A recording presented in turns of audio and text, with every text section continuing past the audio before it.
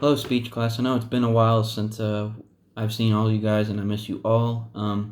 To do this level 4 speech, even without an audience, I want to inform you all on the understanding of the tornado, how it forms, what happens during it, and when it dissipates, and the damage it leaves after it, and how to rank it. Um, just a little fact here: a tornado may appear transparent until dust or debris is picked up from the cloud to form the within the funnel. In this, I will preview the birth of the tornado, what happens during the tornado, and then the death and the assessment of it. For the birth of the tornado, I have this little chart that I'm pulling up on my PowerPoint to describe just how it all comes together. So we'll start with the cumulonimbus cloud, which is the basic formation of thunderstorms, which will soon peak out and cap up here as much as 50,000 feet where airplanes fly and form it'll flatten out and then form a modest clouds. Um,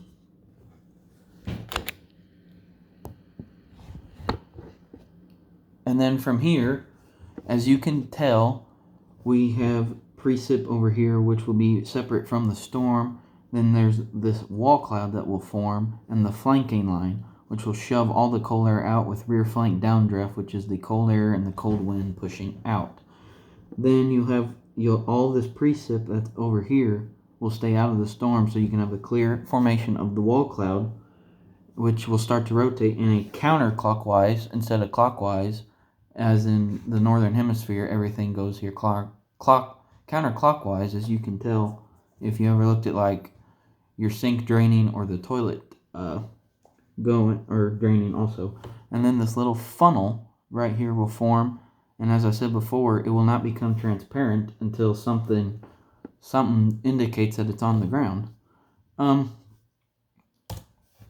move on to my second part of this, I will be showing you a little ABC video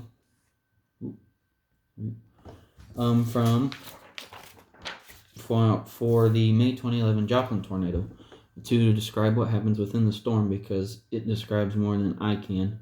But for a little fact is that a large portion of the city was devastated, with including 158 fatalities and over 1,000 injured in the area, ranking the Joplin tornado as one of the in the top 10 of the most deadliest tornadoes ever recorded. Now let me pull this up.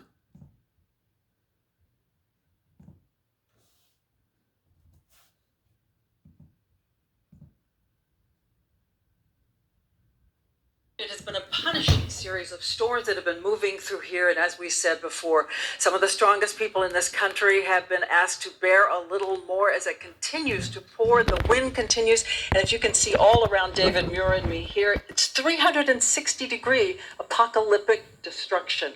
25% of this town, and possibly even more, has been destroyed, and today you charted the path of the tornado right through the center of Joplin. We revisited this route, Diane, and as you know, in these frantic hours afterwards, rescuers were calling from the scene, calling dispatchers and saying to themselves on the line, I think we're standing in what used to be the Home Depot, what used to be the high school, and take a look at the route. And it's a massive tornado, massive destruction. Those tornado sirens went off, just 20 minutes of warning, but the winds so deafening, many here said they couldn't hear the alarms. And then it hit. From the air today, you could see it. And from the ground, as we retraced the twister's deadly route, we saw it with our own eyes. You can see that this entire neighborhood is completely flattened. It's eerily quiet. Homes damaged or destroyed. Janice Stevens' home, one of them. She took us to the bathroom where she was huddled and praying. On the other side of the wall, another townhouse, her neighbor. The two women would knock on the wall, a signal that they were both still alive. Were you pounding on the wall? Yes, yeah. And she was pounding back, so I knew somebody was there. So you were saying prayers on both sides of the wall? You bet. Many, many prayers. We're glad you're okay. Oh, thank you. So many of her neighbors did not make it. She took us upstairs, showing us the view from her bedroom. You can see the roof completely gone from the top of the house, and the bedrooms have no walls anymore. The powerful EF4 twister had 200-mile-per-hour winds. In all, it left a 6-mile path of destruction, at times a full mile wide.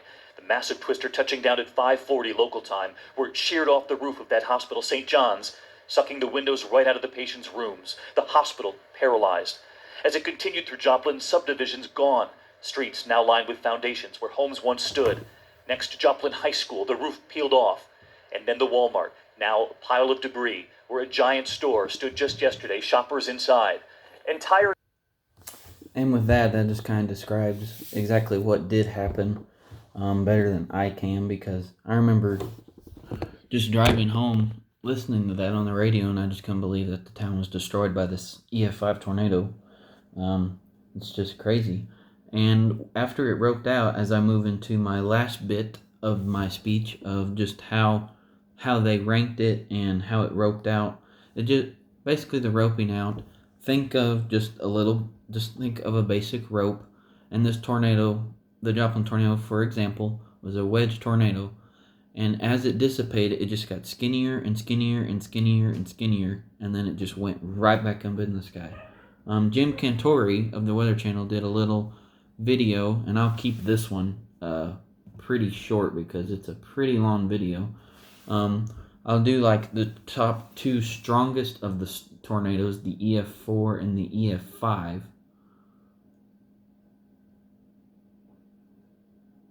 And it will just describe how deadly a tornado really can get.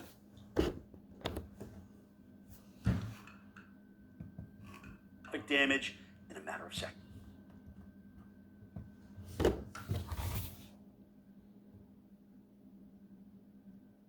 And paper wafted and carried over 200 miles from its original starting place. Surely this tornado is lofting objects up and centrifuging them out. It means business, and believe it or not, it is actually getting stronger. Look at how massive this thing is. This is called a wedge tornado because it is wider than it is tall. They can be more than a mile across, sometimes even more than 2 miles across. Imagine that thing coming at you with 200-mile-per-hour winds. This is a deadly EF5. Lights, yeah, they're starting to flicker now. We're about to get hit. This is as bad as it gets. I'm grabbing my helmet, and I'm taking shelter now.